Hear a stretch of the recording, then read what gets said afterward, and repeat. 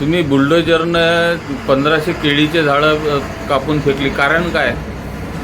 मी शेतकरी मुरलीधर कृष्णराव जयसिंगपुरे. माझं शेत मौजा खेलबारी या क्षेत्रामध्ये आहे. मी मागच्या वर्षी 3.5 एकरामध्ये 5,500 केळी रोपाची लागवड केली. त्यामुळे मला माझा अंदाजे खर्च 8 ते 9 लाख रुपये मला 3.5 एकरामध्ये आला.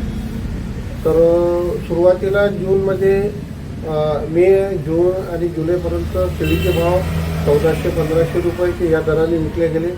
परंतु माझी जी केळी होती ती थोडीशी उशिरा होती. तर त्या कारणानं माझं केळीची कटाई सुरुवात झाली ऑक्टोबरमध्ये.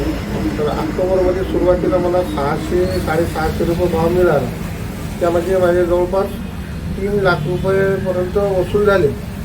तर त्यामध्ये माझे जे 1500-2000 जे झाडं उरलेले होते ते काही त्यातले 400 रुपये दराने विकले गेले. आणि नंतरचे जे 1000-1500 झाडं जे होते ते त्यांना व्यापारीवर कटाई करण्यात येत नव्हता, कारण का भावच नव्हते. 200 ते 250 रुपयानं दर होते, पण तरी कापायला तयार नव्हता. शेवटी मला मानसिक त्रास सहन करावा लागला आणि शेवटी बुलडोझरनी मी पूर्ण माझी केळी संपादित केली आणि बरंच माझं नुकसान झालं. आणि अंदाजे त्यामधून माझ्या जवळपास 5 लाख रुपयाचं नुकसान.